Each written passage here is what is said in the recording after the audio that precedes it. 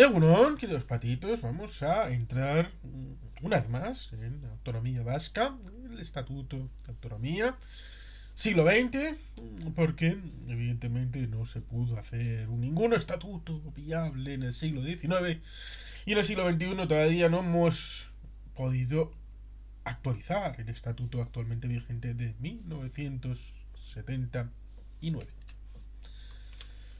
Por supuesto, estamos hablando del Estatuto de la Comunidad Autónoma del País Vasco, porque mi querido amigo José Meloki de Navarra, porque no es un Estado, libro que está comentado en el canal, por supuesto, está la LORAFNA, la Ley Orgánica de Reintegración del Mejoramiento Foral de Navarra. Pero ciertamente ahí tenemos el punto en común del Estatuto de Autonomía de Estella.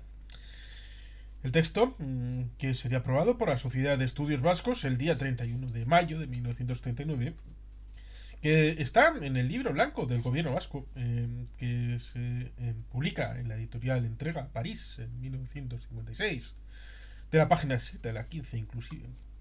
Declaración preliminar de aquel estatuto, para situarnos. Artículo primero. Se declara que el País Vasco, integrado por las actuales provincias de Álava, Guipúzcoa, Navarra y Vizcaya, constituye una entidad natural jurídica con personalidad política propia y se le reconoce como tal el derecho a constituirse y regirse por sí mismo como Estado autónomo dentro de la totalidad del Estado español, con el que vivirá articulado conforme a las normas de la Ley de Relaciones Concertadas en el presente estatuto. Cada una de las referidas provincias se constituirá y regirá, a su vez, autonómicamente dentro de la unidad del País Vasco. Este estatuto tiene por objeto establecer, de acuerdo con el Parlamento español, las normas jurídicas que permitan consagrar en la ley la expresada personalidad natural, estructurando la unidad vasca sobre la base del respeto a las autonomías particulares para asegurar la prosperidad del País Vasco, la libertad y el bienestar material y espiritual de sus habitantes. Por supuesto, este estatuto de Estella tuvo las vicisitudes que todo el mundo debería de conocer respecto a lo que pasó con las llamadas diputaciones transigentes que fueron no electas. Fueron elecciones municipales, el 12 al 14 de abril de 1931, pero las diputaciones fueron designadas a dedo, lo mismo que se había quejado los partidos de izquierdas que hicieron el pacto de San Sebastián en 1930, pues se quejaron de que las diputaciones eran nominadas por los monárquicos en los años precedentes, especialmente en la dictadura de Primo de Rivera, y ciertamente ahí tenemos el asunto en donde, bueno, pues la República hizo lo mismo. Un elemento interesante, la lengua, título quinto, artículo 16. La lengua nacional de los vascos es el euskera.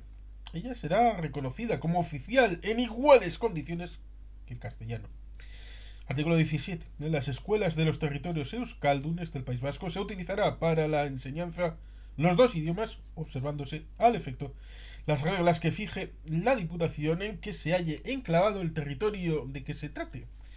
Todos los funcionarios, así administrativos como judiciales, que presten servicio en las mismas deberán ser conocedores del euskera.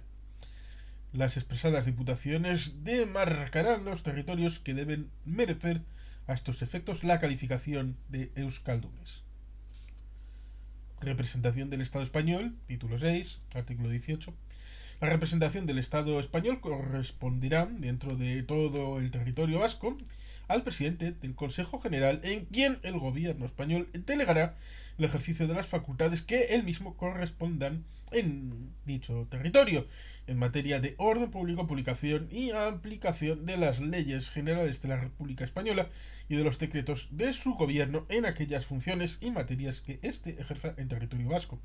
Esta representación del Estado español no autorizará, en ningún caso, a dicho presidente para invadir las atribuciones y facultades que al País Vasco corresponden con arreglo a este estatuto o que en adelante se le reconozcan, las cuales podrán deberá respetar y hacer que sean siempre respetadas.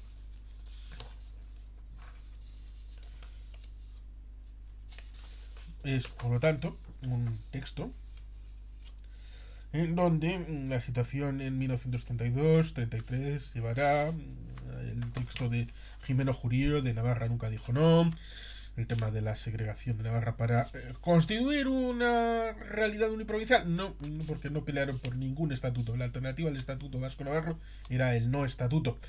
Y ciertamente eso significó el estatuto de Estella, derivado de la situación del estatuto que se plebiscitó en 1933, 15 días antes de las elecciones generales, y que, bueno, pues finalmente entró en vigor en octubre del año 1936, ya en guerra, porque la situación se fue retrasando en el Congreso de los Diputados y solamente la situación compleja de septiembre del 36 permitió dar ese paso final que se estaba esperando ya desde comienzos de 1936, en cuyo primer tramo publicaron un libro de José Antonio Aguirre que recomiendo vivamente y que está comentado en este canal, como es Entre la libertad y la revolución 1930-1935, que es un testimonio único en su especie porque está escrito y publicado antes del golpe del 18 de julio de 1936 y por tanto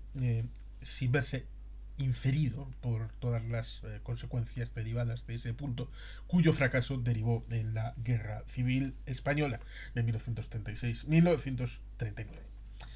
Por lo tanto, todo ese periplo influye bastante en lo que pasará en los años 70 y vamos precisamente al Estatuto de Autonomía, el vigente todavía y sin haber sido modificado más que por la interpretación del Estado español, leyes de bases y todas estas circunstancias que desafían la confianza en el hecho autonómico y la relación bilateral entre los territorios. Pero bueno, ciertamente la descentralización política de la comunidad autónoma vasca. Editorial Versión, Bilbao, autor, pues ciertamente, el señor Esteban Arlucea. Tema primero. Desde la Edad Media, la forma de gobernarse en la mayoría de territorios europeos era a través de privilegios y de cartas fundacionales. Cuando eso va autogenerándose, hubo derecho, es lo que ha venido a llamar fuero, ordenamiento jurídico que tiene capacidad para crecer.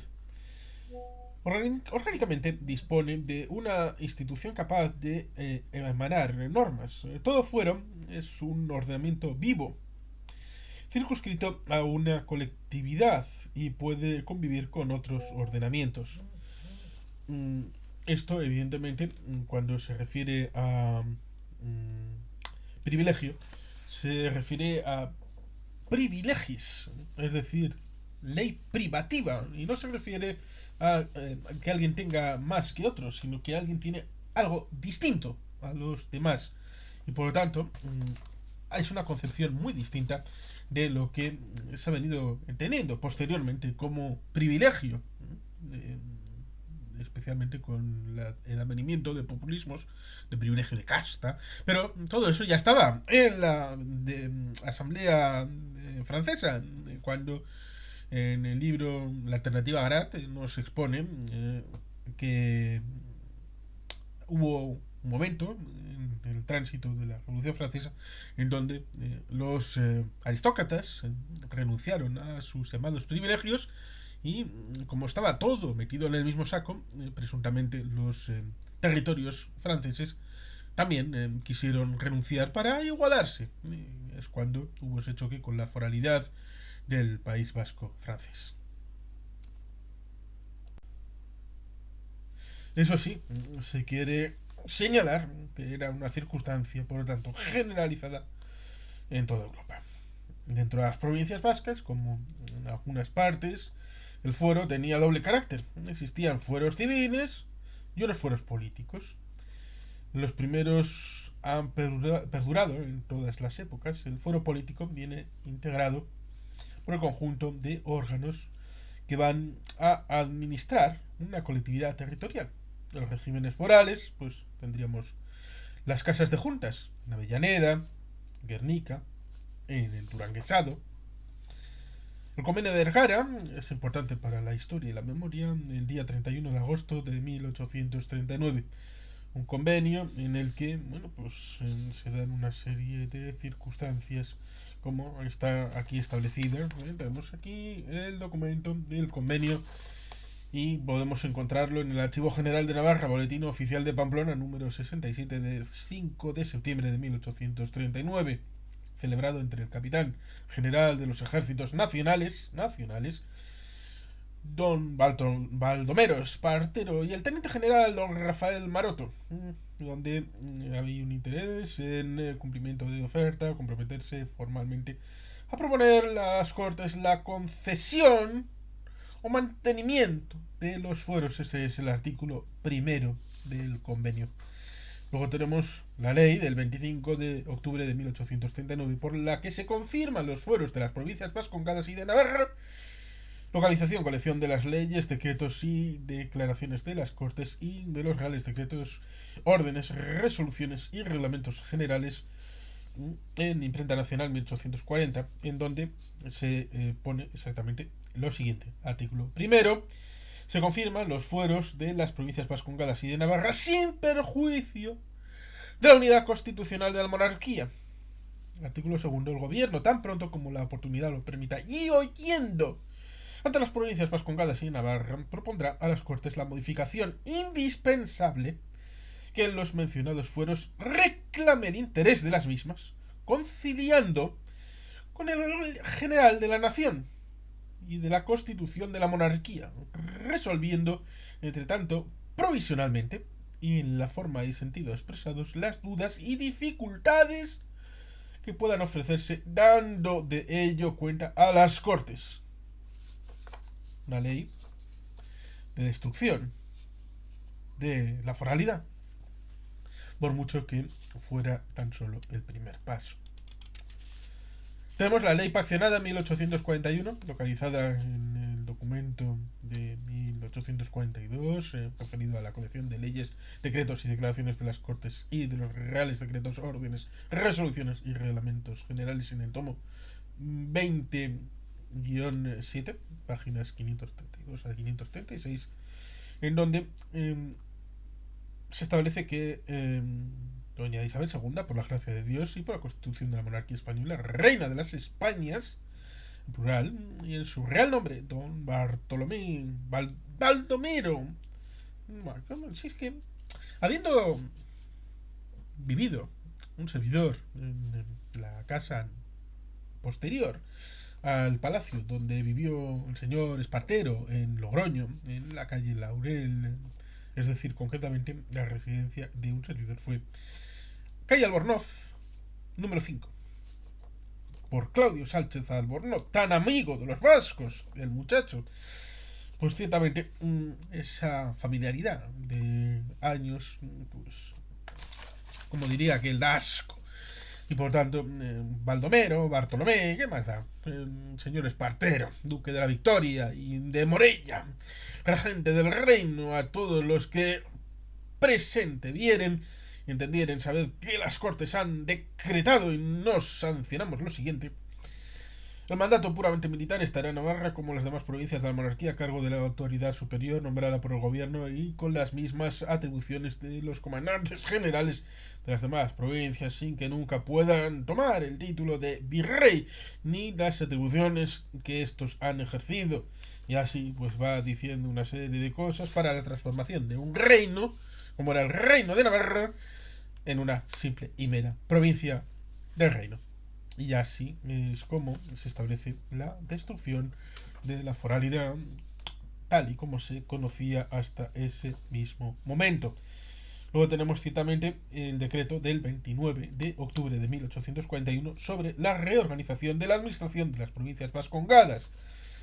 Un esquema que luego finalmente sería retractado porque habría un periodo desde el año 1841 hasta el 1876 de una formulación sui generis de neoforalismo cogido todo con el alambre hasta que se produce la ley de 21 de julio de 1876, derogatoria de los fueros de Vizcaya, Guipúzcoa y Álava, en donde finalmente se destruye el sistema foral, o eso se pretendía, pero 2 años después tenemos el Real Decreto de 28 de febrero de 1878 fijando los cupos de contribuciones de las provincias vascongadas al de satisfacer al Tesoro en cada uno de los 8 años económicos que empezarán a contarse desde el primero del próximo mes de julio, dictando otras varias disposiciones sobre la materia. Es decir, tenemos ahí el origen del marco general del hoy conocido como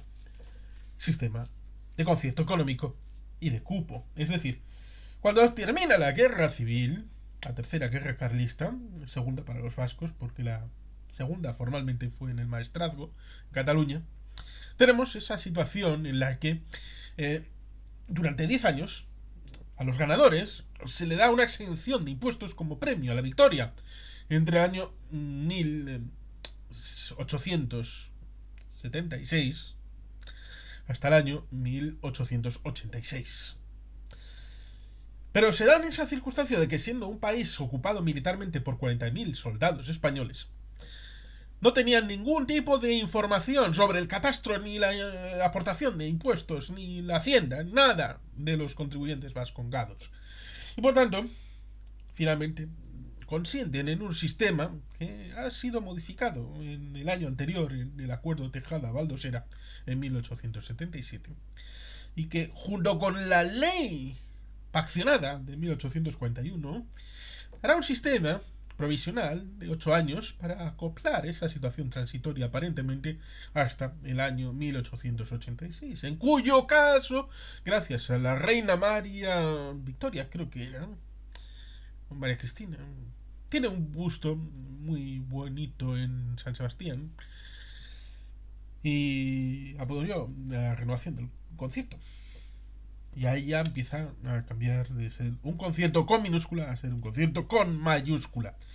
Y luego será renovado posteriormente hasta que el franquismo en 1937 lo elimine como provincias traidoras al golpe de Estado y al régimen franquista en 1937 hasta que se recupera en 1981.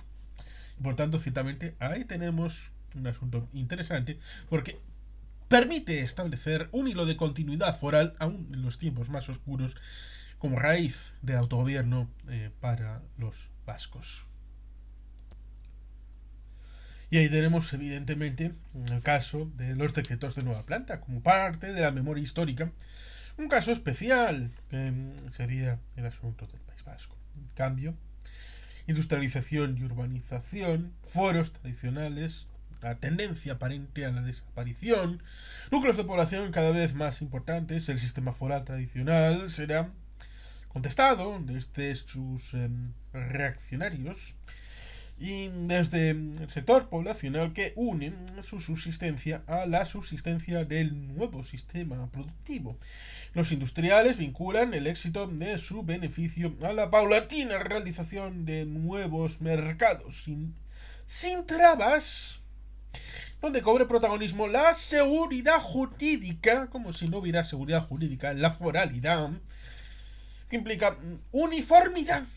Uniformidad como valor supremo. Este nuevo modelo chocará con el clásico y explotará en los momentos de crisis en los que intervenga otro elemento poderoso, como es, por ejemplo, la sucesión al trono en esa primera guerra carlista de 1833-1839. Esa primera guerra carlista que tiene su interés para la historia y la memoria como un pilar, un sillar fundamental en la construcción del nacionalismo español, ese que niega su propia existencia. El foro político vascongado, instituciones de autogobierno, que consistían en una asamblea representativa llamada Junta General, a la que asistían representantes de los municipios con derecho a voz y voto en proporción a su número de fuegos de cada municipio. Voto fogueral por familia, que en tiempos fue lo más avanzado y lo más democrático. Será una de las circunstancias que hará entrar en crisis a las juntas durante el siglo XIX, dándose una constancia entre municipios industriales, ricos y populosos, frente a municipios rurales con menos población y riqueza.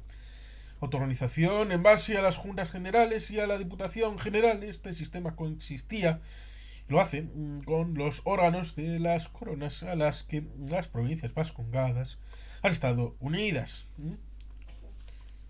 La existencia de aduanas interiores es algo fundamental porque las aduanas estaban en el Ebro hasta el año 1841. El paso foral, que en 1841 se dirá que es una antiguaya sin dar motivación ni razón de ser de que en ese momento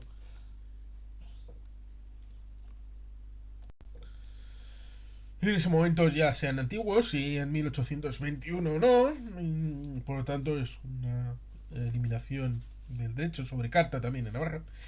El tema de la hidalguía universal, con dos consecuencias: ser noble en el Estado español, exención fiscal y servicio militar excluido, que evidentemente los dos elementos son interesantes porque en realidad no es que los vascos no pagaran impuestos, pagaban impuestos en la diputación correspondiente, es decir, en el ámbito territorial propio. Y estas no daban sino dádivas, aportaciones voluntarias, en momentos puntuales, a la Hacienda General del Estado. Por lo tanto, como ahora, tenemos una situación en donde esa supuesta exención fiscal se refiere a pagos directos a la Hacienda de la Corona, y no es que no pagaran impuestos. No es el servicio militar, no había servicio militar directo y obligatorio, sino un mercenariazgo, porque más allá del árbol malato, los vascos cobraban por servir en las ramas de los ejércitos de la monarquía. Por tanto, esa forma de hidalguía concebida como la tiene el Quijote, el protagonista de la novela de Cervantes, a los hidalgos, como el vizcaíno que aparece en esa novela, es algo conceptualmente muy distinto. Todo cambia en el siglo XIX, cambios traumáticos, cambios forzados, esto es importante.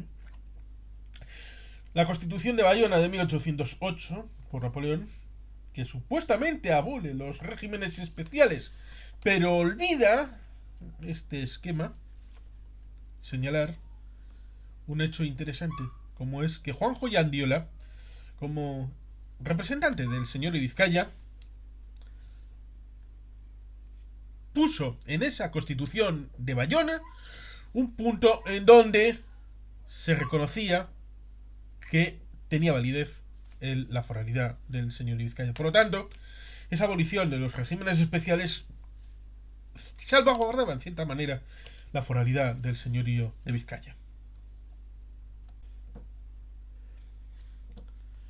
Los franceses aparentemente forzaron pactos con las zonas más disconformes con la corona española. Esto no sería sino después, y visto retrospectivamente, un asunto de tratar de incorporar un territorio del norte del Ebro, ya sea catalanes, vascos, también Aragón, evidentemente, para la corona francesa, cosa que tiene su miga, pero no nos vamos a detener en eso. Se pactó con las juntas generales una excepción. En España se aplicará el modelo territorial previsto, excepto para Vascongada, sistema foral de gobierno. Tenemos ahí Fernando VII, titulado como el deseado, o también el felón. El tema de la Constitución de 1812, solución al modelo territorial, parece que no, porque es antiforal y antiespañola, como diría mi amigo Ullate Favo en su libro Españoles que no pudieron serlo.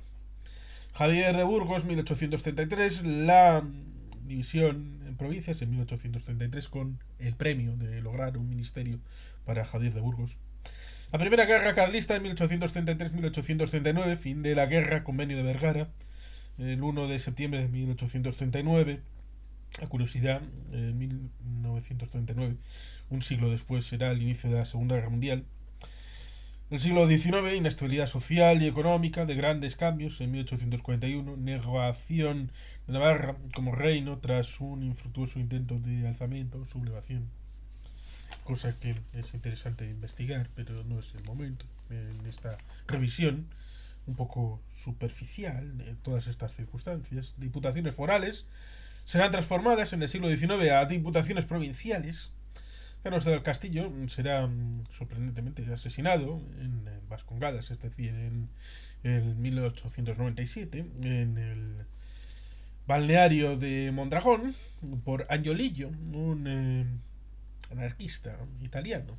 Dicen que recomendado su asesinato por independentistas cubanos que pensaron, ¿qué es lo que peor podemos hacer para desestabilizar el sistema político español?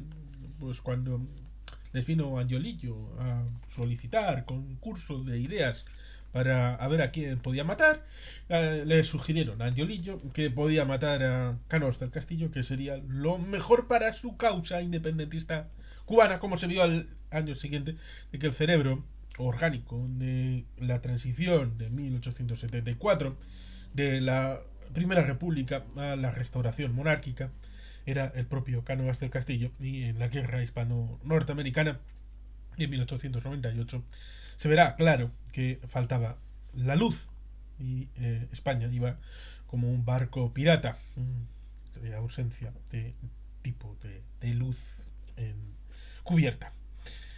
Nombramiento verificado con legislación general, empieza a cobrar importancia la formulación de unas teorías muy elaboradas en el Imperio Alemán. Herder, romántico nacionalista, que comienza a exaltar la naturaleza singular de cada pueblo.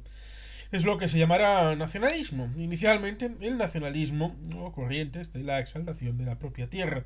Primeramente, Vizcaíno fue tradicionalista y confesional, Gel, aunque Coatag de Guizarra, lo cual, al margen de otros postulados de minusvaloración de otras etnias, coincide con postulados del conservadurismo español, aparentemente.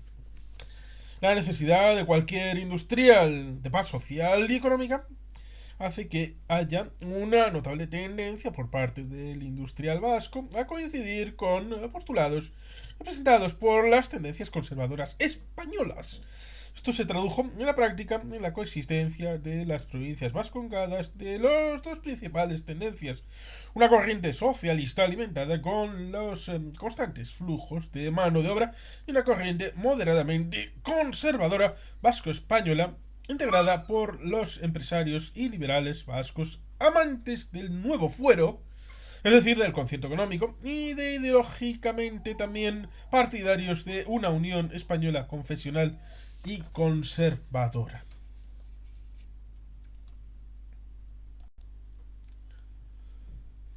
Por ello, en esta época, los ministerios españoles están integrados por mucho vasco de clase media alta.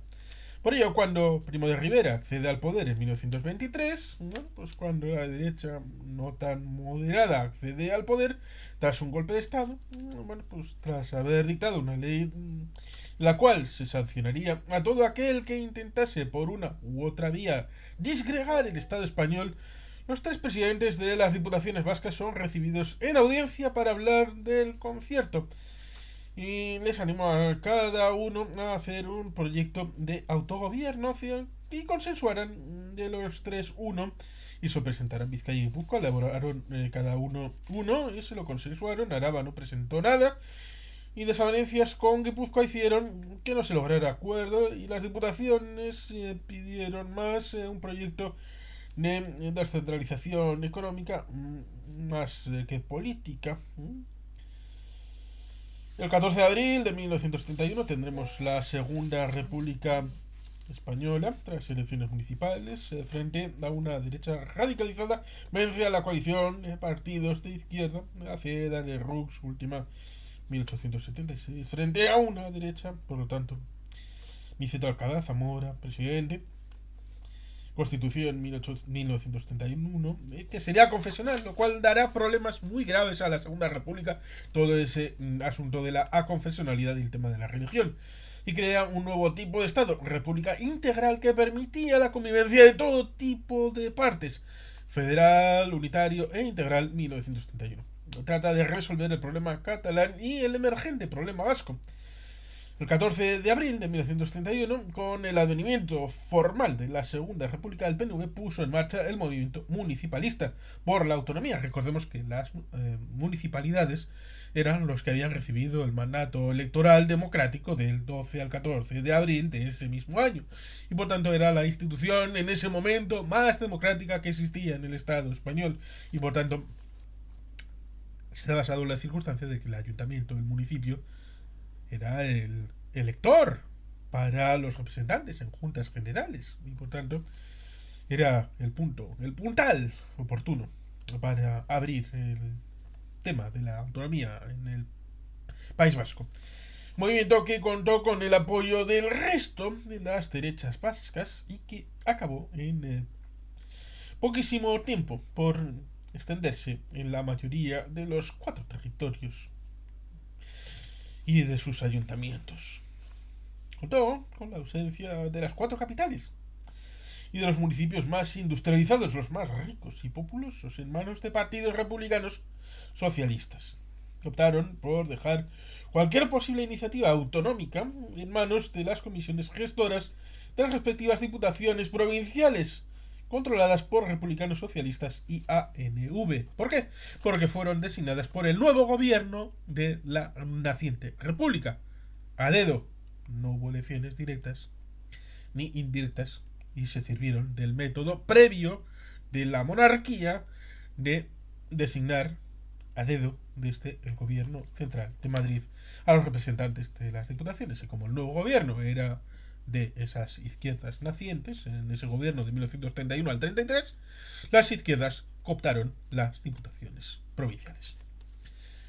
Capitulación de la Constitución en la Segunda República de diciembre del 31, mientras el 8 de mayo de 1931 el movimiento de alcaldes encabezará y encargará la redacción del proyecto de estatutos a la Sociedad de Estudios Vascos, Eusko Ikaskuntza, sociedad ideológicamente plural, más escurada a la derecha y ausencia de socialistas. La Comisión de Autonomía de esta sociedad elabora un texto basado en un proyecto de Ramón de Madariaga, proyecto del 31 de mayo del 31, que es aprobado por la Sociedad de Estudios Vascos y constituirá el texto base del resto de proyectos de la Segunda República. Documento importante porque es la primera vez en la historia que un documento jurídico reconoce la personalidad política del País Vasco integrado por 4 provincias. Establecía una autonomía amplísima al amparo de la soberanía del pueblo vasco, pese a la composición plural de su órgano elaborador. La influencia de ciertos sectores de la derecha, católicos y fueristas, se plasmó en una gran importancia de los poderes provinciales, es decir, los territoriales, y que ciertamente tendrá su relevancia porque la democracia multinivel de raíz foral tendrá su impacto posteriormente en la transición y en la llamada Ley de Territorios Históricos, frente al de los órganos comunes, es decir, el equilibrio entre órganos provinciales y órganos comunes, cosa que siempre ha sido un elemento provocativo en las relaciones internas del País Vasco. La composición paritaria de los órganos comunes y la admisión del sufragio indirecto introducido a instancias de los fueristas y tradicionalistas. A principios de junio de 1931, las fuerzas políticas vascas se posicionaron sobre este proyecto y desde el principio surgió un antagonismo entre fuerzas de izquierda y derecha que determinó su división en 2 bloques, contra y a favor, cuya postura en torno al estatuto fue objeto importante de propaganda electoral en las elecciones a Cortes Constituyentes de junio de 1971, ofertando cada bloque su propio proyecto de estatuto. El proyecto de estatuto de las izquierdas era el elaborado por las comisiones gestoras de las diputaciones que controlaban ellos, Y el de las derechas será el proyecto de Estella, que deriva de su decantación del proyecto referido de la situación de las municipalidades, que culmina en esa magna asamblea en Estella, donde los ayuntamientos, retirado el asunto de las capitalidades y de los municipios más industriosos, fundamentalmente margen izquierda, por ejemplo Baracaldo, pues ciertamente ahí culminará ese proyecto de estatuto de Estella. El hijo nacionalista y confesional del proyecto de la Sociedad de Estudios Vascos. Primera quincena de junio de 1931 se introdujeron por parte del PNV enmiendas tales como la mi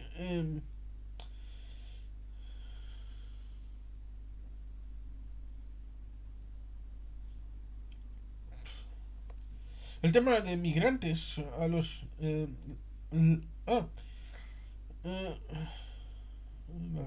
sí. Es un elemento interesante de la historia del País Vasco porque la Constitución española, para dar derechos definitivos de ciudadanía a los españoles que iban a serlo, daba 10 años. El Estatuto de Autonomía de Estella iba a dar exactamente lo mismo para ser ciudadano vasco. Y resulta interesante porque para la memoria colectiva posterior es algo discriminatorio. Discriminatorio el hecho de tener la misma normativa para el acceso a derechos civiles y políticos plenos del País Vasco, de 10 años de pervivencia de residencia, que era el mismo que había puesto la Constitución. Por supuesto, el asunto de la relación País Vasco-Vaticano, que por ejemplo Baviera tenía en aquella época, dentro del marco de Alemania, es decir, no era tan raro como pueda parecer aparentemente, como ciertamente también el asunto del reconocimiento expreso de la soberanía del pueblo vasco, cosa que en realidad fue enmascarado con todo lo demás. Y una preponderancia del euskera sobre el castellano. ¿Cuál era el idioma débil en ese momento? ¿Cuál era el que necesitaba más apoyo? La respuesta se hace sola. Por parte de Comunión Tradicionalista se coincidían en varias de las enmiendas del PNV y se introdujeron dos más. La demanda de la reintegración foral, el PNV surge para la demanda de la reintegración foral plena, que algunos pueden entender precisamente con la construcción nacional de Euskadi y en la independencia de Euskadi. Y ciertamente eh, que la competencia sobre las relaciones Iglesia-País Vasco fuera de exclusiva competencia del País Vasco, como pasaba, por ejemplo, con Baviera. Luego, evidentemente, los tradicionalistas tuvieron la dificultad, porque el valor supremo de su existencia no era la autonomía del País Vasco, sino era el hecho de el modelo de Estado, la monarquía y el candidato a una jefatura de Estado en forma de rey. Y por tanto, cuando el 11 de junio de 1931 la Asamblea Municipal de Guipúzcoa acepta todas esas modificaciones y el 14 de junio la Asamblea de Municipios Vascos resulta aprobado en Estella. De este proyecto se ha dicho que era el proyecto de parte de la sociedad conservadora, católica, y en esta época era mayoritaria. Políticamente era un texto inviable para algunos por dos motivos principales. La enemistad que al proyecto le dispensó la izquierda vasca, que en elecciones a Cortes constituyentes 28 de junio obtienen el 44% de votos. Una izquierda que será miope a la hora de ver tanto este estatuto como la incardinación de Navarra en este estatuto, lo que tal vez hubiera permitido que los llamados requetés hubieran sido soldados al servicio del gobierno vasco y por ende en 1936 soldados en defensa de la República. Y porque para su aprobación se necesitaba la anuencia de las Cortes Generales de Madrid, principalmente republicana, de izquierda y laica. Este texto aprobado se entregó al presidente Niceto Alcalá Zamora a finales de septiembre, justo un par de días antes de que las Cortes Constituyentes aprobaran el artículo primero de la Constitución contra el cual hacía o chocaba frontalmente. Igualmente, prescripciones de este proyecto parecían ir en contra de los debates constituyentes respectivos. Por ejemplo, el tema del sufragio tradicional frente al sufragio universal, el concordato vasco frente a la laicidad del proyecto de constitución, una concepción confederal del Estado frente a la concepción de república unitaria, integral del proyecto constitucional. La idea de la representación en la restauración foral frente a la idea de región autónoma de la Constitución. La negociación a través de la negación de ciertos derechos a los migrantes frente a la idea de los derechos universales. Como digo, esto tiene bastante que ver con el hecho de la cuantificación de 10 años para la integración de alguien venido de fuera al territorio español.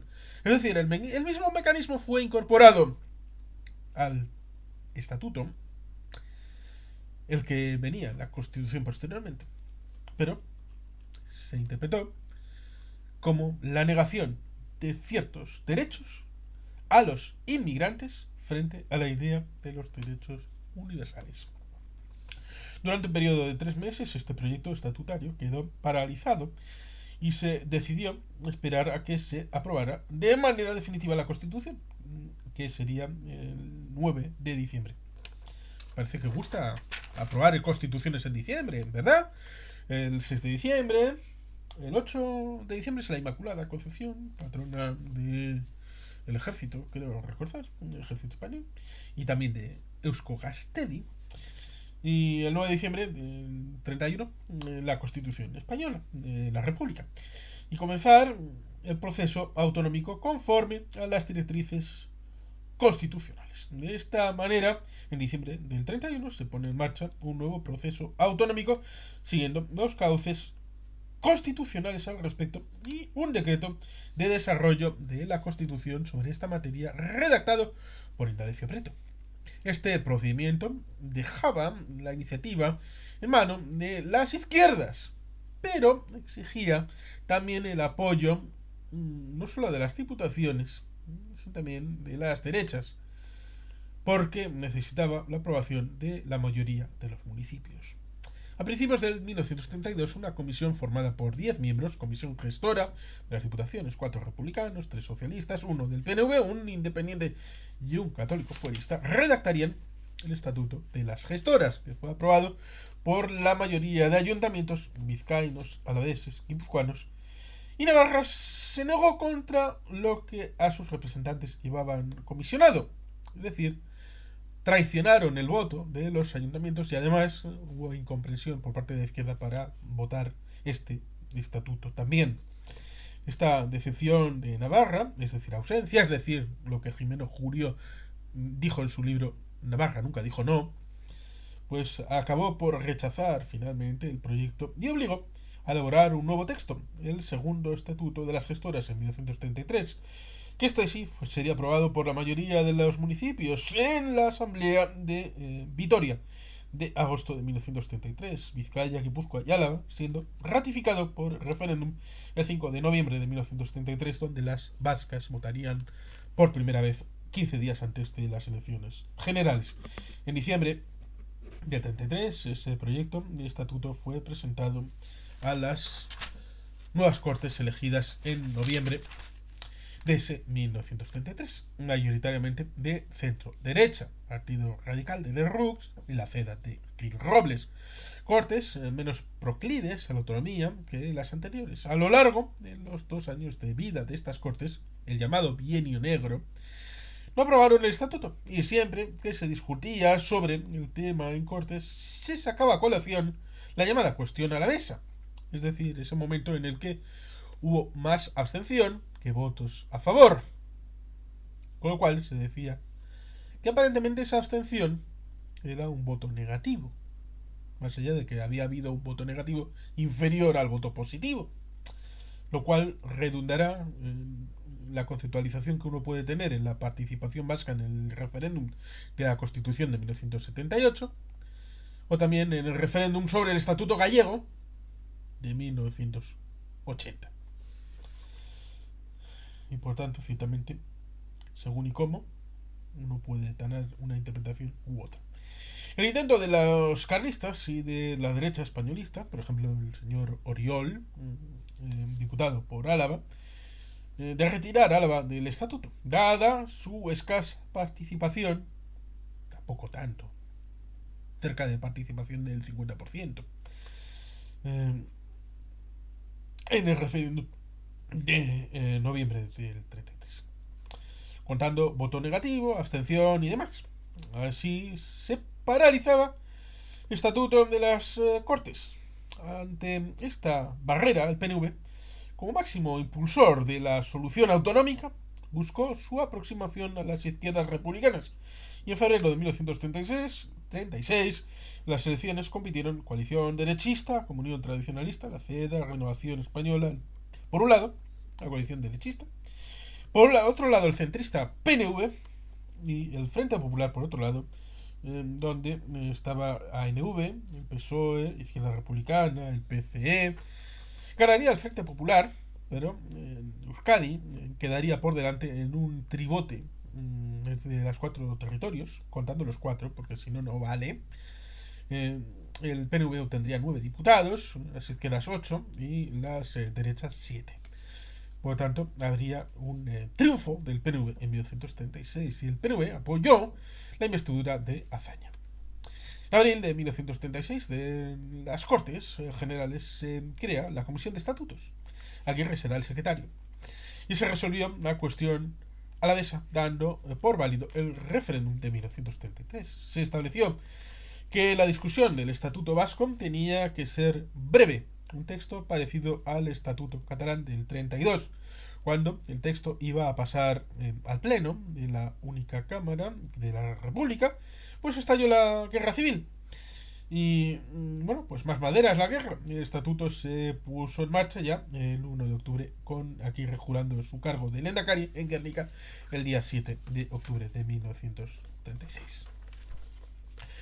La Constitución de 1931 avalaba un Estado integral, prevé la posibilidad de descentralización política en su seno, con la parte de verdad, espíritu en que se elaboró fue el de un centralismo acusado que permitió la solución puntual de, sobre todo, la demanda catalana, pero también la vasca, solución puntual de esos dos focos de reclamación de autogobierno. Cataluña por una vía clara autonomista, siguiendo su estatuto en el 1932, el País Vasco con más disensiones internas entre autonomismo y foralismo, tradicionalismo al resto de los posibles territorios del Estado. La aplicación de las cláusulas descentralizadoras les seguía de una práctica de imposibilidad. Las cortes eran unicamerales, ejemplo de Estado centralizado, y requisitos para acceder a la categoría de región autónoma eran muy severos y siempre tutelados por el Estado,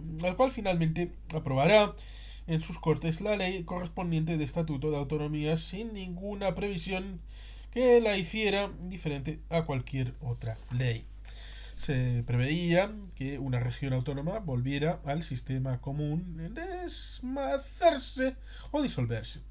Esta situación llevaba a un Estado muy fuerte, poseedor de todas las competencias en la totalidad del Estado, a excepción de puntuales excepciones. Las competencias de las regiones autónomas, cuya política propia residía en las competencias legislativas, eran residuales, habiendo en cambio una gran tipología de competencias ejecutivas, administrativas, de gestión, las cuales quedaban en nada si no se dictaba la ley por parte del Estado. Finalmente, la ley del estatuto necesitaba ser ratificada en referéndum en cada una de las provincias. Si una de las provincias no lo ratificaba, únicamente en normalidad se aplicó el Estatut catalán. En 1936, declarada la guerra, el vasco, otros territorios lo intentaron, pero nada. Duerme aquí y le ponéis una bomba, ¿no? Que será el artículo 155 de control de la Constitución de 1978. La preautonomía.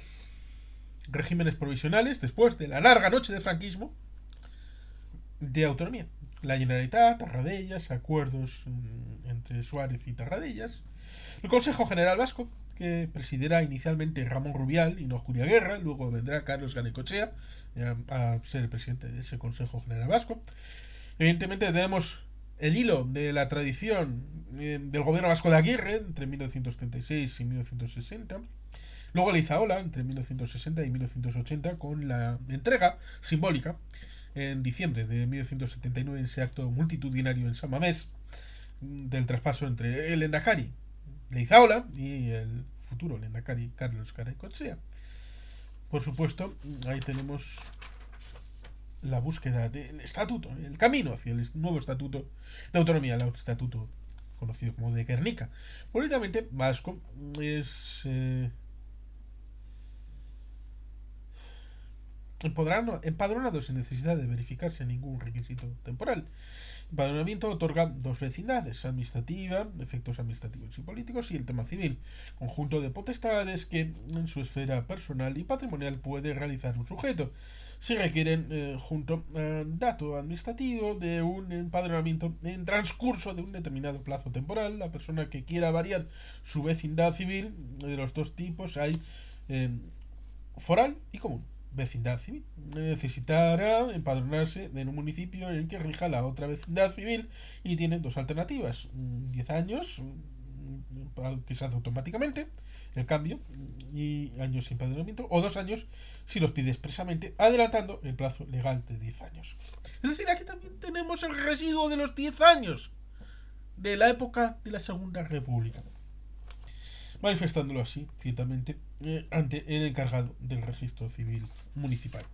El derecho civil foral es un elemento muy importante hasta el punto de que Valencia quiso en el siglo XXI cambiar su registro a un derecho civil foral valenciano, cosa que fue obstaculizado una y otra vez en la ratificación del nuevo estatuto valenciano en las Cortes Generales, nunca llegándose a ser efecto aún en 2023. Vecindad civil, o digo, y densidad foral. Tenemos que la mayor parte de Vizcaya estamos hablando del ámbito del recuerdo del comienzo del siglo. Esto cambió con las leyes de derecho civil foral, pero era así hasta el comienzo del siglo XXI, donde la mayor parte de Vizcaya era ley Parlamento Vasco, derecho civil foral de 1992, cosa que se cambió. Y otra parte de Vizcaya, las 12 villas Código Civil, como eran Balmaseda, Bermeo, Portugalete, Plentzia, Orduña, Bilbao, Lanestosa, Munguía, Baquio, Guernica, Baracaldo. Guipúzcoa 3 de 99, el del 16 de noviembre. Guipúzcoa desde 1999, la ley de derecho foral guipuzcoano. Araba se aplica el Código Civil, salvo en el Valle de Ayala, que se aplica la ley vizcaína de 1992. Y zona, bueno, pues fronteriza a Guipúzcoa, en Vergara, por ejemplo, o en Aramayoa, eh, como decíamos en la zona del Valle de Ayala. Diferencias entre ambos derechos: pues la posibilidad de realizar testamentos en cuanto a la eh, precaución de herederos, en cuanto a legítimos y en cuanto al régimen económico de los matrimonios, regímenes económicos, matrimoniales, código civil, gananciales, separación de bienes, participación en los bienes del otro, capitulaciones matrimoniales para elegir el otro modelo, régimen común por defecto, gananciales, eh, si capitulaciones antes del matrimonio, va por patrimonio, hacerlo antes del matrimonio, gananciales, los bienes anteriormente propiedad de A son de A y los de después del matrimonio lo son a partes iguales, a excepción de herencias y donaciones que son de propiedad exclusiva del que lo testa, eh, como en gananciales antes del matrimonio. Sociedad de bienes, el matrimonio, que lo que es de cada uno es lo suyo. Eh, y en PPO, que ahora no recuerdo qué era, los bienes privativos son de cada uno y uno de los cónyuges percibirá pues, un porcentaje de los bienes y que obtenga de la otra persona. La comunicación foral, antes pues celebrar el matrimonio y después da lo mismo quien fueran los bienes, pues los bienes de cada uno pasan a ser bienes comunes. Eh, A, aforado. C, común. T, territorio. Bienes privativos, herencia o donación antes o después del matrimonio. En caso de matrimonio entre un aforado y un común, se está en la norma vigente antes del juzgado donde se mantiene el matrimonio. Territorio aforado, territorio común, más los tres regímenes del Código Civil. La legítima, la parte del patrimonio de una persona que le es indisponible, no puede disponer de esa parte por vía testamentaria o de donación. El mayor en el derecho civil foral que en el común. Legítima, ascendientes, descendientes, con testamento, muerte o sin testamento. Descendientes en primer lugar, si no hay descendientes, ascendientes. Descendientes, 4/5 partes. Para los hijos ascendientes, un tercio de la mitad diferencia, porcentaje de la legítima, 4/5 partes, derecho civil foral, 2/3, código civil. Los descendientes son herederos a partes iguales, código civil. Eliges porcentaje y de entre los herederos a quien se lo atribuye es el derecho civil foral. Derecho civil foral, testamento y il buruco, a las puestas de la muerte, verbalmente y con testigos, dice su testamento. En Guipúzcoa, pues como decíamos, en la ley 3 del 99, noviembre, y excepciones está el código, el código civil están en Aragón, en Cataluña, en Valencia y en Mallorca. Y aquí está Nesca, diciendo sus cosas. Confidencialidad lingüística, aparte del tema testamentario, el euskera con el castellano. Artículo 3 de la Constitución Española, castellano, obligación. Artículo 6, Estatuto de Guernica, derecho a conocer y a usar entre personas. Con las administraciones en 1982 se aprobará la Ley de Normalización y Uso del Euskera. La ley del Parlamento Vasco pretende el uso del euskera sea de uso normal entre aquellos que lo elijan con la administración pública y establece 3 modelos: el modelo A, el B y el D. Derechos y deberes de los ciudadanos vascos. Todos los derechos en todo el Estado. Problema: entre determinados derechos recogidos en los estatutos como materias competenciales y el instrumento jurídico que el artículo 81.1 vincula al desarrollo de los derechos, que este es el problema del 81.1 de la Constitución Española. Organización institucional, comisión arbitral, libro, tema séptimo. El tema del Ararteko, el ombudsman, el defensor del pueblo vasco. Autogobierno, ciertamente, anterior a 1978, autonomismo vasco antes de la Segunda República, regímenes forales, fueros en el umbral del Estado constitucional, fueros tras 1839, la ley de 21 de julio de 1876, sistema de concierto, proyectos estatutarios vascos durante la Segunda República, estatuto de 1936, pretensión provincialista de finales del régimen franquista, la preautonomía, y luego los principios constitucionales del Estatuto Autonómico. La descentralización política, modelos comparados y recordatorio de los antecedentes históricos propios, y también el caso especial de Ceuta y Melilla, principios de unidad, autonomía y solidaridad, génesis del Estatuto del 79, el título preliminar del Estatuto de Autonomía del País Vasco, territorio de la Comunidad Autónoma del País Vasco, ciudadanía, condición política de vasco, vecindad civil, foral y común, artículo 7 del Estatuto, empadronamiento, la confidencialidad lingüística, derechos y deberes de los ciudadanos vascos, diputaciones forales, el régimen local, la distribución competencial, potestad legislativa de la Comunidad Autónoma Vasca en materia de derechos fiscales y, por supuesto, ciertamente ahí entramos con las competencias del Estatuto de Autonomía de 1979, competencia de la Unión de dos circunstancias: la materia, aguas, montes, recursos hídricos, y las funciones, legislativa, ejecutiva, administrativa o de gestión. Función, la legislativa, capacidad de dictar normas con rango de ley, pero también normas reglamentarias, mientras que la función administrativa consiste en la ejecución mediante actas administrativas. Sistema de competencias en los debates constituyentes. La Constitución española, por lo que al modelo territorial hace referencia, evolucionó desde un sistema federal puro y de perfectamente articulado. Este fue difuminándose de la claridad inicial a la oscuridad, sistema ambiguo e imperfecto. La estructura territorial que se desprendía del modelo competencial reflejaba el modelo teórico de la constitución de estados por la agregación, por la agregación, por la agregación, lo cual se reflejaba en el artículo 137 del anteproyecto de la Constitución, que decía que aquellas materias no expresamente atribuidas al Estado podrán corresponder a los territorios autónomos. Una única lista, en vez de las dos o tres listas que podían haber, que en la actualidad son dos, conteniéndose una única lista, artículo 138, de competencias exclusivas del Estado. Se dejaba, en virtud del principio dispositivo, a la libre voluntad de los territorios autónomos el asumir cualquier otra competencia, a excepción de las del 138, creándose como corolario del sistema una cláusula residual de atribución de competencias a favor del Estado. Aquellas competencias no asumidas por las comunidades autónomas debieran ejercerla el Estado. Las competencias de nueva creación serían para el Estado. Este artículo 137 que expresa las ideas estatales por agregación de las comunidades autónomas es el reflejo de las teorías que pretenden justificar la creación del Estado por la agregación. El 5 de enero de 1978 el anteproyecto no gusta y por tanto la ponencia redactora tendrá intervención en esto. Respecto a la enmienda al artículo 137, en la número 35 advierte del peligro de la redacción del artículo y señala la conveniencia de instaurar el sistema opuesto de licinio de la fuente al cuadrado de la fuente contiene el germen de lo que el pleno del Congreso más adelante adoptará. Por lo tanto, tenemos ahí la número 243, posteriormente origen de la actual división entre competencias exclusivas, compartidas, concurrentes.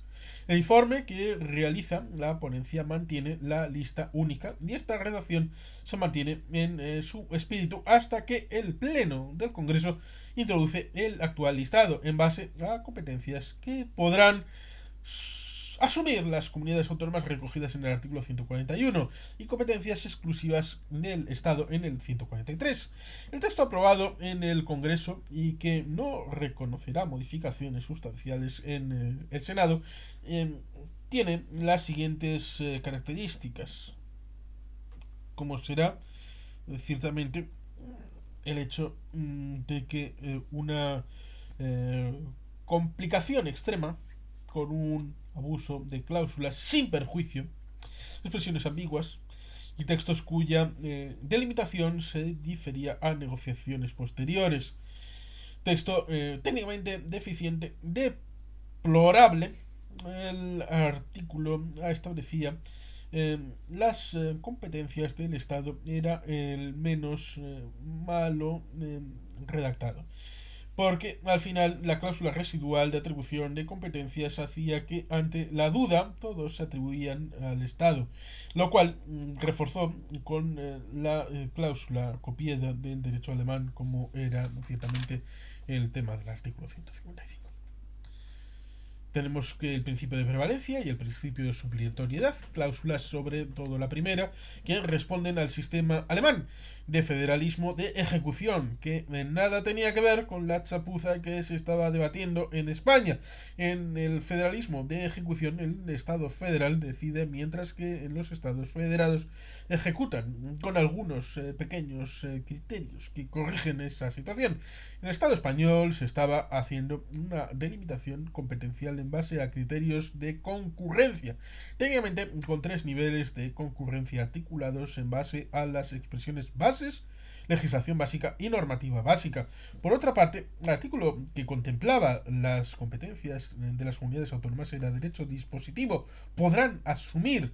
Inicialmente se asimilaba a un mal entendimiento del federalismo de ejecución, en el que el artículo citaba únicamente materias, lo que obligaba al intérprete a bucear en toda la Constitución las funciones que podría asumir las comunidades autónomas, máxime cuando en esta época se entendía que solo las comunidades autónomas de vía rápida debían contar con parlamento, mientras que las demás no, sabiendo que la inexistencia de reglamentos independientes de la ley, lo que llevaría a que estas materias podrían quedar inejecutadas si el Estado no dictaba la previa ley.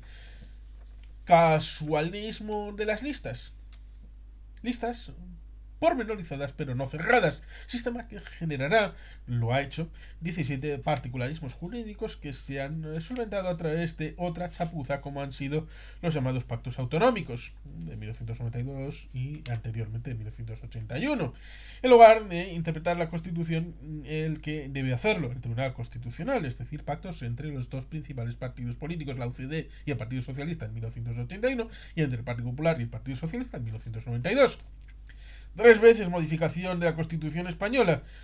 Relectura constitucional. La interpretación, como hemos dicho, ciertamente se hace 2 veces, en 1981 y 1992. Gobierno y principal partido de oposición.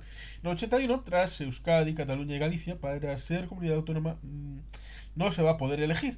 Si se quiere ser constituida comunidad autónoma, se deberá seguir la vía lenta de la del artículo 143, con la excepción de Andalucía, que será una nacionalidad con referéndum de su estatuto de autonomía, y luego tendrá casuística en el asunto de Valencia y de Canarias, que asumirán competencias de vía rápida a través del artículo 150.2 de la Constitución española. Todos serán de vía lenta y podrán combatirse en comunidades autónomas los o varios. Todas las comunidades autónomas tendrán que serlo para 1983. Obligatoriedad por los pactos autonómicos de 1981.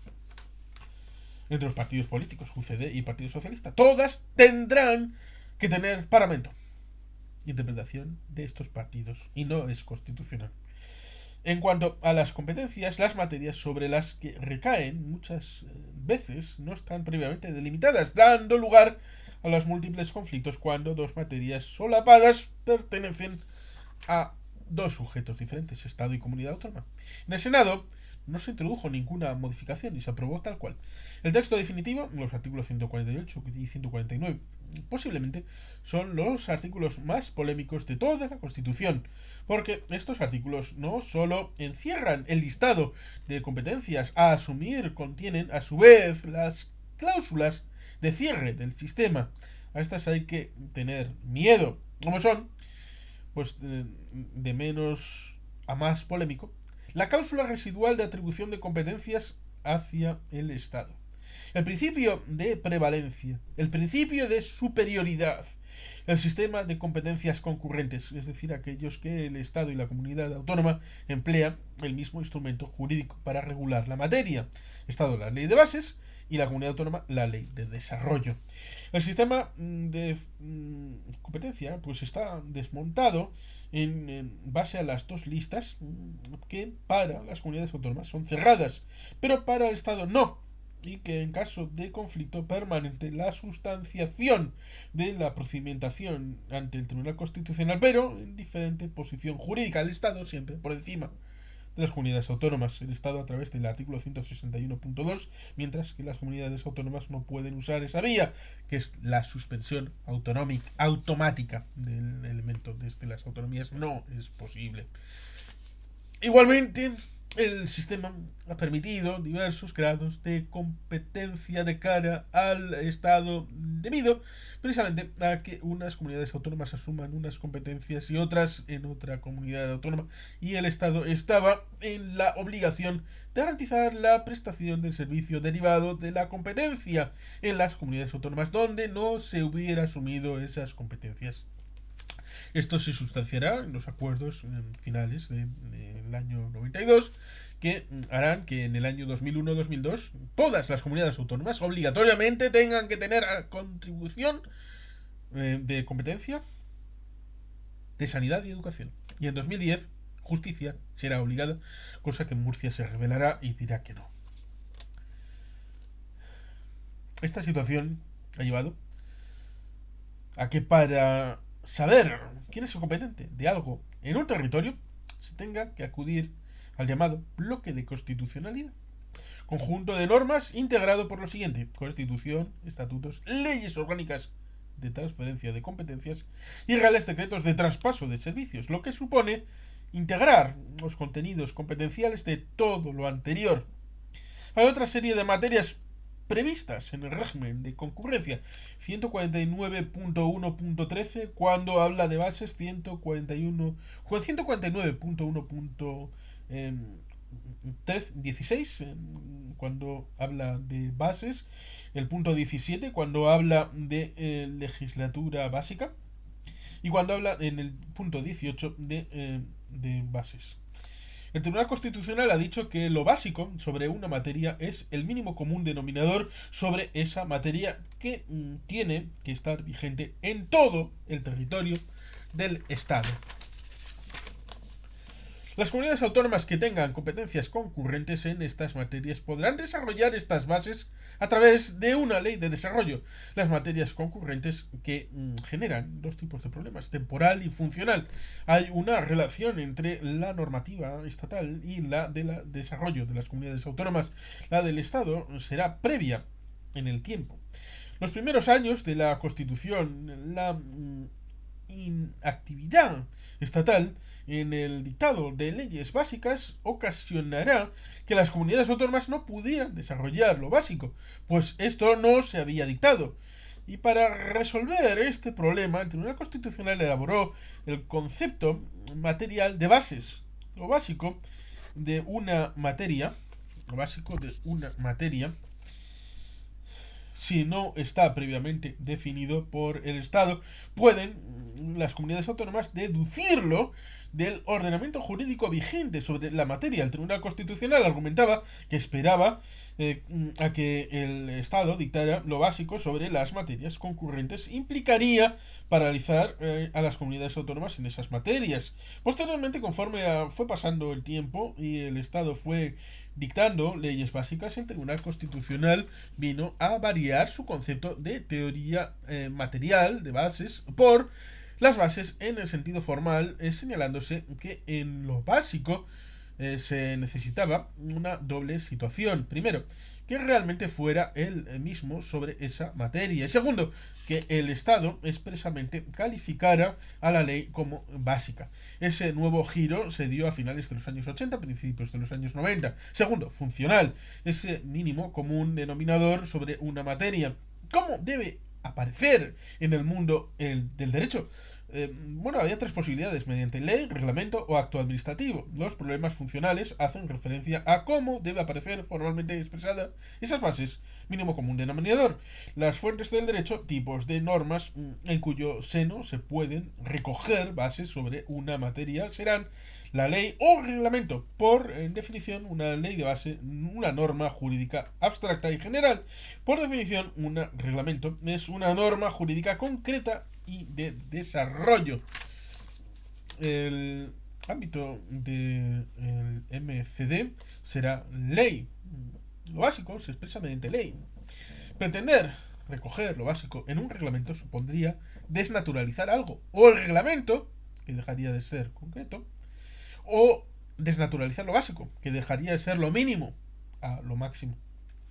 El Tribunal Constitucional ha tenido jurisprudencia fluctuante y una vez abandonada la teoría del concepto material de bases, y por lo tanto, dentro del segundo momento jurisprudencial llamado del concepto formal de bases, ha señalado que preferiblemente lo básico ha de venir expresado en leyes, aunque también excepcionalmente puede contenerse en reglamentos e incluso en actos administrativos.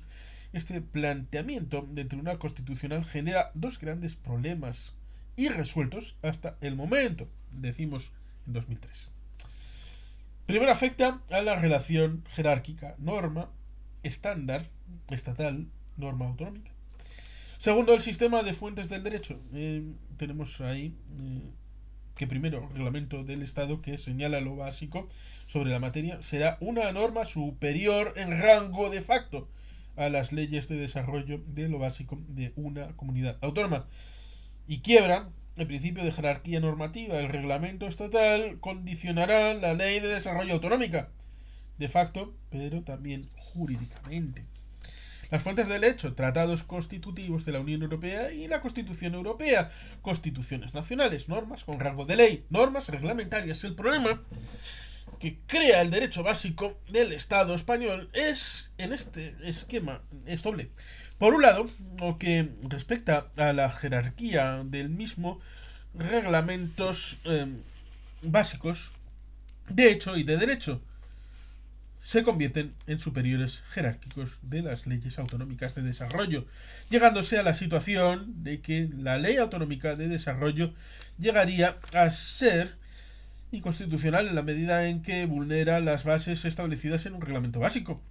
La segunda cuestión que incide en este tema es el de la creación de una fuente del derecho de facto y únicamente para esta materia, como serán los actos administrativos básicos. Esta nueva fuente del derecho, creada por la jurisprudencia Tribunal Constitucional, es a juicio de la misma una fuente excepcional que tiene que verse expresadamente señalada como básica para que tenga que surtir sus efectos, la vinculación de los principios básicos en ellos contenidos al legislador autonómico de desarrollo, de manera que incluso en esta materia, de esta manera, las cámaras autonómicas han de tener en cuenta las bases que la Administración Central del Estado haya dictado sobre la materia que pretendan desarrollar. Interpretación. Bloque de constitucionalidad. Constitución, estatutos de autonomía, leyes orgánicas de transferencia de competencias, reales decretos de traspaso de servicios, leyes de armonización. A la hora de ver quién ostenta una competencia, el intérprete del Tribunal Constitucional se tiene que servir de una serie de herramientas. Las anteriores, el problema que se daba ya solucionado en teoría en 2003 es que el de la parte de la Constitución tenía que servir de guía al intérprete para el deslinde competencial. Las posturas eran aquella que entendía que únicamente los artículos 148 y 149 frente a aquellos otros que decían que la Constitución no podía fragmentarse y reducir las competencias a los listados de esos dos artículos. Ejemplo, artículo 3, 3.2, artículo 4, 4.2, que pretenden que las comunidades autónomas procedan a decretar la oficialidad de otras lenguas y la creación de sus enseñas y símbolos propios, banderas, himno. El Tribunal Constitucional se ha decantado y por esta última visión e incluso ha ido eh, más lejos a raíz del sentido contenido en los segundos pactos autonómicos PP-PSOE 1992 que trataban sobre la reorganización competencial de las comunidades autónomas. En estos pactos autonómicos se llegó a hacer una interpretación de los títulos competenciales de las comunidades autónomas reorganizándolos ante lo que desde el poder se venía como un caos y catastrofía en competencias con diversos nombres, pero con el mismo sustrato, ley sobre biodiversidad, medio ambiente, en la Constitución. Esta idea sirvió al Tribunal Constitucional para decir que no todas las competencias están recogidas en el artículo 148, 149. Pero es que además es posible que el resto del articulado que quepa inferir alguna que otra competencia recogida en algún estatuto. Por ello, a la hora de interpretar el deslinde competencial, no solo hay que ceñirse a los preceptos estrictamente competenciales, sino que deberemos proceder a una interpretación de las normas del bloque de la constitucionalidad como si fuera una única norma. Interpretación, por lo tanto, sistemática. Las tomas de posturas no son gratuitas. Tras 1986, el Estado sufre una profunda transformación con su entrada en las comunidades europeas. Estas se han construido absorbiendo competencias de los Estados y ya la Unión Europea no se importa quién sea el titular dentro de los Estados, ya sea el Estado o la comunidad autónoma. Lo que incide en la distribución constitucional de las competencias. Eso supone una redefinición del marco competencial del Estado. Y la segunda redefinición se da en el momento en el que una Unión Europea ejercita esas competencias a través de directivas que precisan de normas internas de desarrollo, que en España las dictan las Cortes Generales y no participan las comunidades autónomas que en teoría pueden ser sujetos de competencias exclusivas. 6.3. indisponibilidad y territorialidad de las competencias. Indisponibilidad desde la Constitución, las competencias autonómicas son de derecho obligatorio. Una vez asumidas en su estatuto, no se pueden desprender de ellas y la única posibilidad que les queda es ejercitarlas cuando y en la medida que políticamente estimen pertinente. En estos supuestos de asunción competencial, pero de no ejecución de la competencia, surge el conflicto con el artículo 149.3 de la Constitución con respecto a la supletoriedad del derecho estatal. En el caso de la Comunidad Autónoma Vasca, esta indisponibilidad es relativa debido a la existencia de los territorios históricos. Dentro de la Comunidad Autónoma Vasca, el sentido de la disposición adicional primera de la Constitución señala que ampara y respeta los derechos históricos de los territorios forales. Ha permitido una suerte de descentralización interna nutrida competencialmente en torno a unas varias posibilidades de la naturaleza jurídica mm, travesti, que decía el señor profesor, dual de los territorios históricos de ser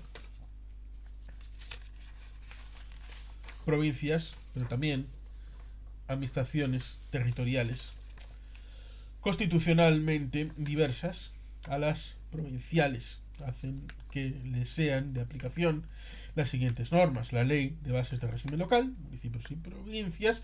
En cuanto a provincias y a los territorios históricos, ostentará las competencias que la ley les atribuye a las provincias.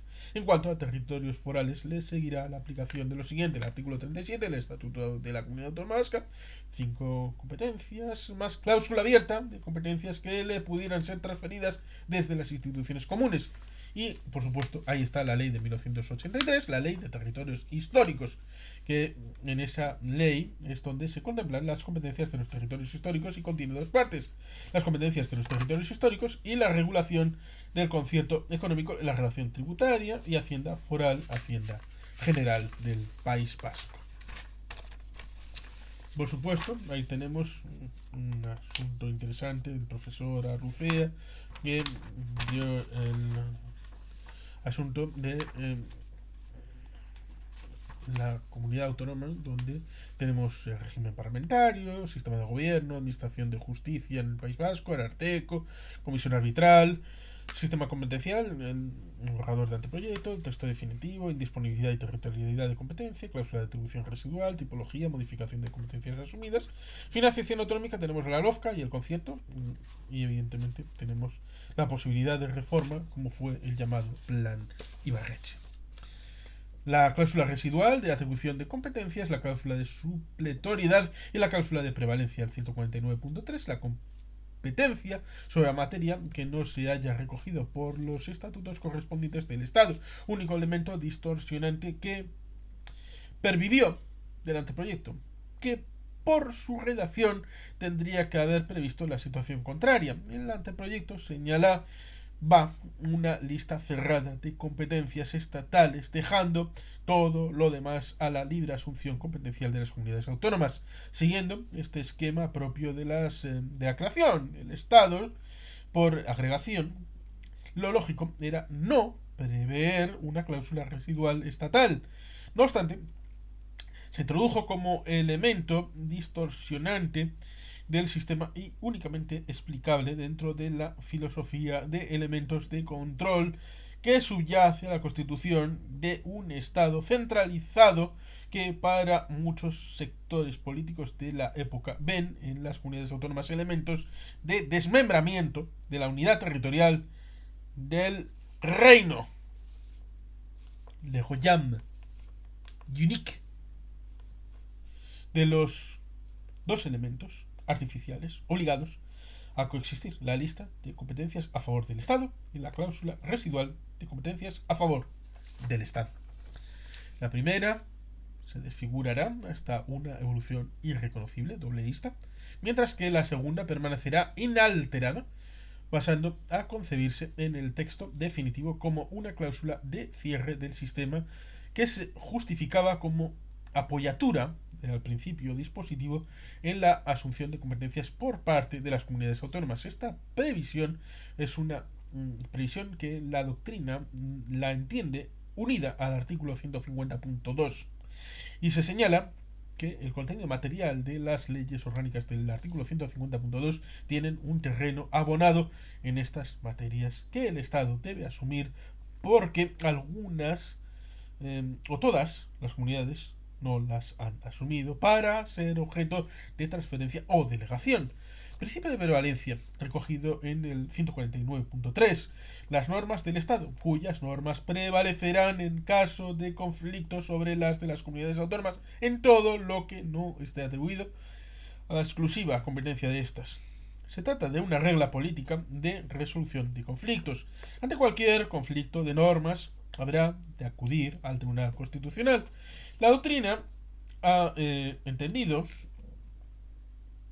que es una norma transitoria ante la existencia de las dos normas sobre materias no exclusivas y que el Estado entiende que la norma autonómica vulnera la Constitución. El Estado podrá decidir transitoriamente sobre la vigencia de una de las normas, la suya, hasta que alguna parte formalice el recurso ante el Tribunal Constitucional. Y también será de aplicación esta regla una vez formalizado el recurso y no solicitada o concedida la suspensión de la misma norma y artículo. La estatal, la norma, prevalecerá sobre la autonómica hasta la llegada de la sentencia. 149.3, última frase. El derecho estatal será, en todo caso, es decir, siempre, supletorio del derecho de las comunidades autónomas. Principio de supletoriedad. Reglamentos. Primeros, derechos, gobiernos, constitución en Consejo de Ministros. Segundo, derechos, comisión delegada de gobierno. Tercero, órdenes ministeriales. Tipos de competencias. Estudio particular de las relaciones internacionales como competencia. Según el artículo 149.1.3, todo el Estado. Tribunal Constitucional, materia, y no como lugar de ejercicio de las competencias. Tierra, Europa, Estado, comunidades autónomas. Relaciones internacionales, stricto sensu. Actividades de relevancia exterior. Tenemos el caso de Interbasc, de 1987 a 1994. Secretaría de Acción Exterior y Delegaciones de Gobierno. Que es un caso bien interesante de la delegación del Gobierno vasco en comunidades europeas. El caso en Bruselas. Tenemos, por lo tanto, hay un asunto bien interesante, como es el asunto de la delegación del gobierno vasco, que en esa sentencia de 1994 permitió la racionalización de que las comunidades europeas no era ámbito exterior. Y evidentemente eso significaba que era posible que se desarrollara una actividad exterior al Estado, pero dentro del marco de las comunidades europeas. Por supuesto tenemos ahí el asunto del artículo 150.2, en donde dice exactamente que el Estado podrá transferir o delegar a las comunidades autónomas mediante ley orgánica facultades correspondientes a materia de titularidad estatal que por su propia naturaleza sean susceptibles de transferencia o delegación. La ley preverá cada caso así como las formas de control que se reserve el Estado. No recordamos ninguna situación en donde haya habido control del Estado a esas competencias ni en Valencia ni en Canarias, ni si ha sido utilizada en otro lugar de ese otro lugar. Pero bueno, ciertamente la historia tiene esas cuestiones particulares. Por supuesto, el desarrollo autonómico ha supuesto una situación en donde podemos hablar de éxito en algunos casos, de fracaso en otro, y por lo tanto tenemos el desarrollo autonómico que casi mejor lo vamos a establecer para mañana. Mejor mañana hablamos de todo esto porque ya llevamos prácticamente 1 hora y media y por tanto continuaremos mañana con el desarrollo autonómico durante un cuarto de siglo constitucional. Puntuales referencias al País Vasco. Y sin más, queridos patitos, es que ricasco, agur berobat, beti gelpian.